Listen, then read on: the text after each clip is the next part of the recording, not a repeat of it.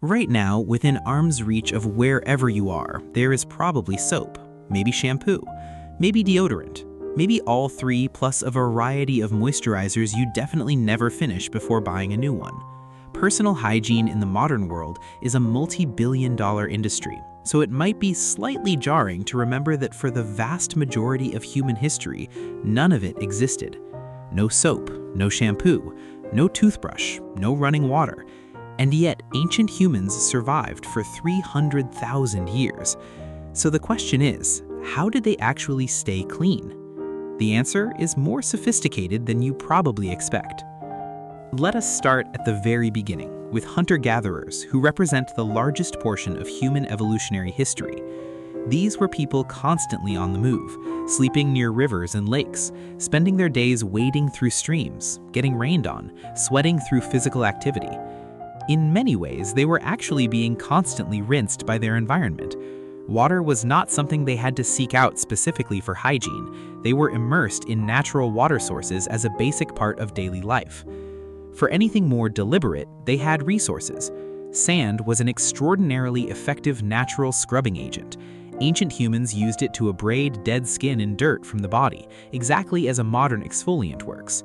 Clay did something similar and had the added benefit of drawing oils and impurities out from the skin. Wood ash mixed with water produces a mildly alkaline solution that actually functions as a basic cleaning agent. These were not primitive guesses. These were practical discoveries developed over thousands of years of daily experimentation. Then there is grooming behavior. This is something we rarely discuss about ancient humans, but our closest primate relatives spend enormous amounts of time grooming each other, removing parasites, cleaning skin, maintaining each other's health. Ancient humans almost certainly did the same. Social grooming was not just a cleaning behavior, it was a bonding behavior. The tribe that stayed clean together stayed healthy together.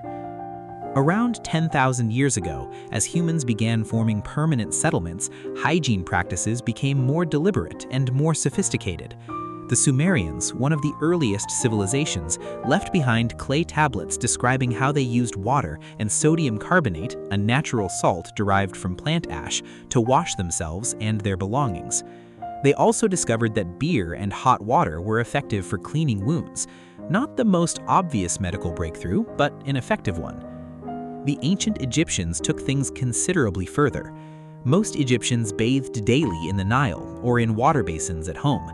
Wealthy households had dedicated bathing rooms where servants poured jugs of water over their employers, essentially recreating the experience of a modern shower. Instead of soap, Egyptians used a cleaning cream made from animal or vegetable oil mixed with powdered lime and perfume. They rubbed this mixture into the skin and then rinsed it away, leaving the skin clean and scented. The ancient Greeks had a different method that might sound unusual today. They cleaned their bodies with blocks of clay, sand, pumice, and ash, and then covered themselves in olive oil. Then they used a curved metal tool called a strigil to scrape the oil, along with all the dirt and dead skin it had collected, off their bodies entirely. It sounds messy, but it was genuinely effective. Olive oil is an excellent solvent for the kinds of oils and grime the human body naturally produces. Here's the twist that most people do not expect. Ancient and prehistoric humans were actually in many ways cleaner than people who came later. Medieval Europe largely abandoned the bathing practices of ancient Rome and Greece for several centuries, leading to genuinely terrible hygiene by any standard. The ancient Romans, for all their other questionable choices, bathed regularly and cared about cleanliness in a systematic way that would not be matched again in Europe for hundreds of years. Your ancient ancestors did not have soap in a plastic bottle.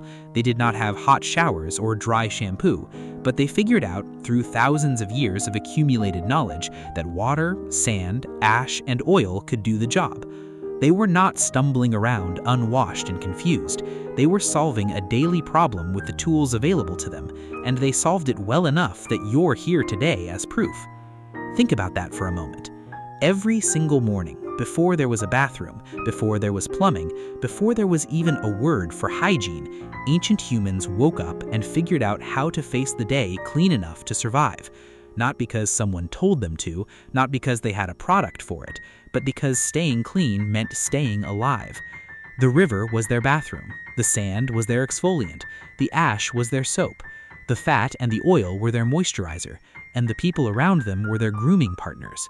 This was a complete hygiene system, built entirely from what the natural world provided, with zero packaging, zero plastic, zero waste.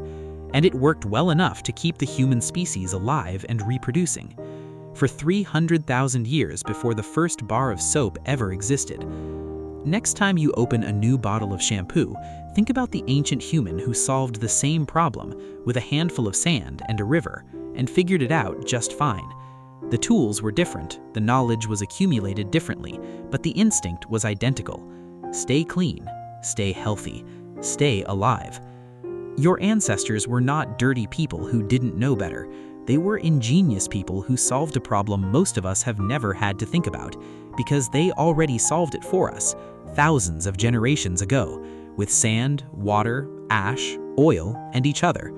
The ingredients that made the human species clean enough to survive, healthy enough to thrive, and here enough to eventually make soap. Thank you for watching.